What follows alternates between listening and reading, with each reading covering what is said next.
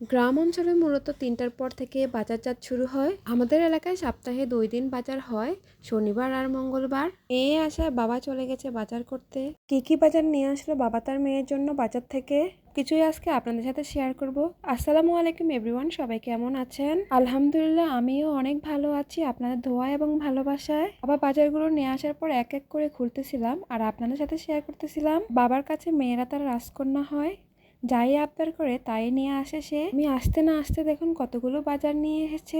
প্রথমে যে বাজারের ভিডিওটা দেখিয়েছিলাম ওটা আমার ছেলে করে এনেছিল, আর নানা তাকে নিয়ে সব জায়গায় যায়, এই জন্যই এক এক করে সবগুলো বাজার খুলবো আস্তে আস্তে।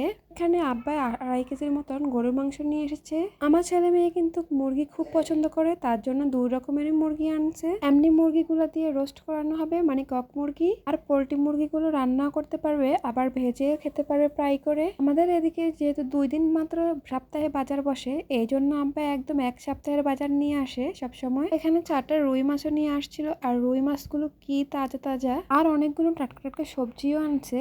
এগুলা কিন্তু খেতে খুবই ভালো লাগে, আর আমার কাছে সবজি দেখতেই অনেক সুন্দর লাগতেছিল। দেখাতে তো আগে এই তরকারিগুলো এত দাম ছিল, এখন তো একদম সস্তা দামে বিক্রি করানো হয়। আমার তো নিজের ক্ষেত খামার আছে, তার জন্য তারা কিনে তেমন একটা কিনা লাগে না, যাদের নাই তাদের তো কিনেই খেতে হয়। আর এদিকে দেখেন মাছগুলোকে ওয়াশ করতেছিল আমার বোন, আর এদিকে আমার মা সবগুলোকে কিন্তু সুন্দর করে রাখছিল।